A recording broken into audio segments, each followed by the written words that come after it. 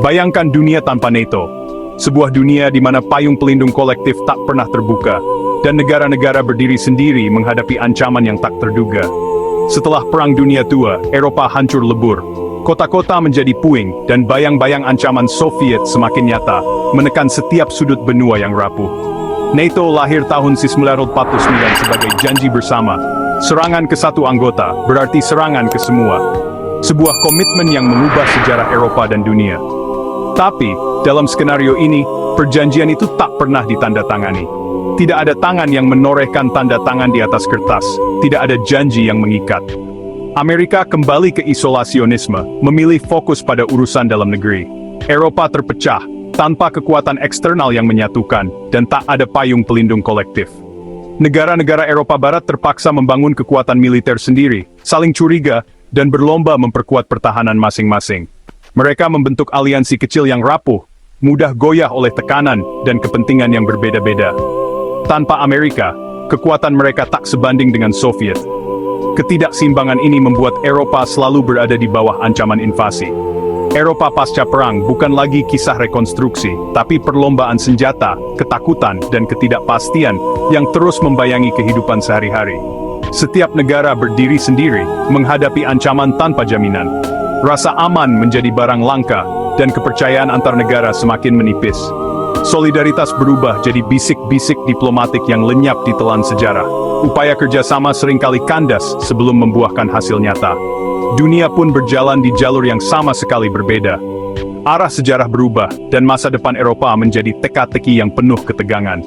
Sejarah berubah, bukan integrasi, tapi ketegangan tanpa akhir. Inilah dunia tanpa payung pelindung yang pernah dijanjikan. Tirai besi membelah Eropa, menciptakan garis pemisah yang tak hanya membagi wilayah, tapi juga memisahkan keluarga, sahabat, dan masa depan sebuah benua. Di balik batas itu, ketidakpastian dan kecemasan merayap di setiap sudut kota. Tanpa kehadiran NATO, rasa takut menjadi bagian dari kehidupan sehari-hari. Warga sipil hidup dalam bayang-bayang ancaman, tak ada jaminan perlindungan dari kekuatan luar.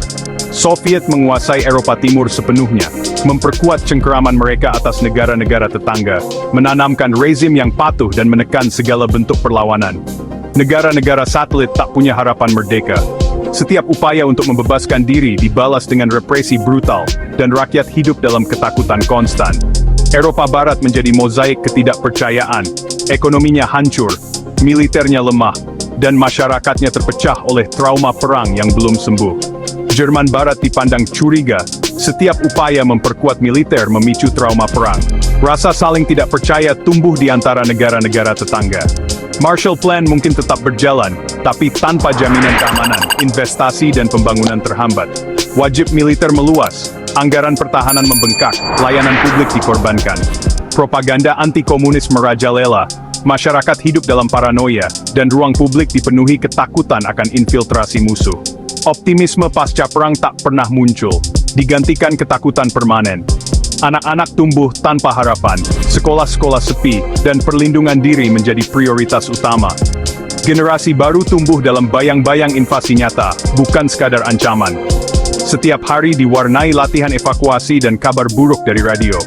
Eropa kehilangan peluang untuk makmur dan bebas, terjebak dalam lingkaran ketakutan dan ketidakpastian yang tak kunjung berakhir. Eropa Barat yang lemah, terpecah oleh perbedaan politik dan ekonomi, menjadi sasaran empuk bagi kekuatan eksternal yang mengincar pengaruh. Ketidakpastian dan ketakutan akan masa depan membuat negara-negara di kawasan ini rentan terhadap tekanan dari luar. Situasi ini menjadi peluang emas bagi Soviet untuk memperluas cengkeramannya ke jantung Eropa, memanfaatkan kekosongan kekuatan dan keraguan di antara negara-negara Barat.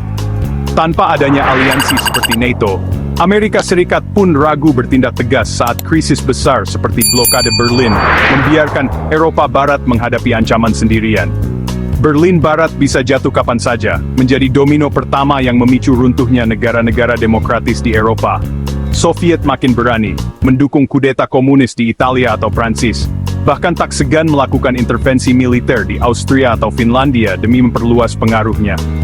Dengan taktik salami, sedikit demi sedikit, wilayah dan pengaruh Soviet meluas tanpa perlawanan berarti, menggerogoti kedaulatan negara-negara tetangga.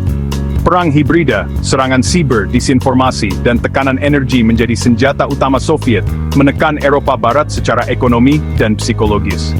Negara-negara Eropa Barat terpaksa tunduk. Kebijakan luar negeri mereka perlahan dikendalikan Moskwa, dan suara independen mereka semakin dibungkam. Kebebasan dan kedaulatan yang dulu dibanggakan mulai terkikis perlahan, hingga digantikan rasa takut dan ketidakpastian. Eropa bisa sepenuhnya jatuh di bawah hegemoni Soviet, bukan lewat perang total, tapi melalui tekanan politik, ekonomi, dan infiltrasi budaya yang sistematis. Demokrasi Eropa perlahan berubah menjadi bayang-bayang totalitarisme. Nilai-nilai kebebasan digantikan oleh kontrol dan ketakutan. Sebuah ironi sejarah yang tragis. Benua yang pernah menjadi simbol kebebasan, kini terancam tenggelam dalam gelapnya bayang-bayang kekuasaan totaliter. Negara kecil seperti Belgia, Belanda, dan Baltik kehilangan perlindungan kolektif. Mereka jadi sangat rentan, hanya bergantung pada belas kasihan negara besar. Rusia melihat Baltik sebagai wilayah pengaruh, tekanan sulit ditolak tanpa NATO. Dunia tanpa NATO berarti hukum rimba yang kuat menindas yang lemah. Perlombaan senjata regional dan proliferasi nuklir makin nyata.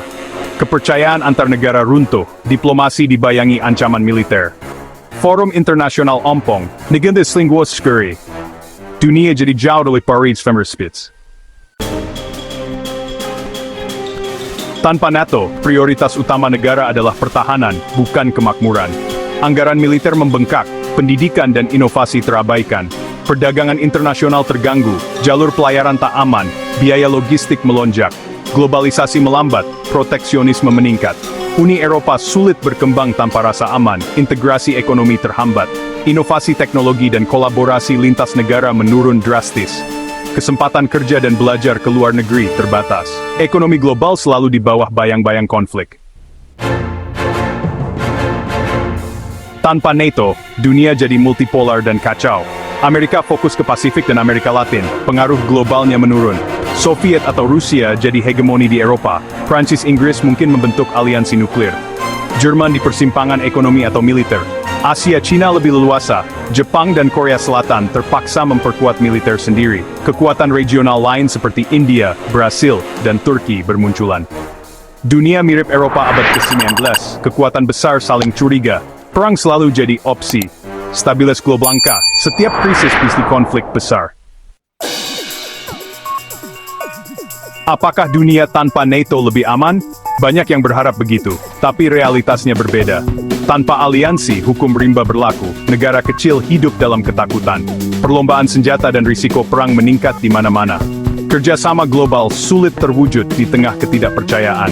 NATO memang tak sempurna, tapi telah mencegah perang besar di Eropa.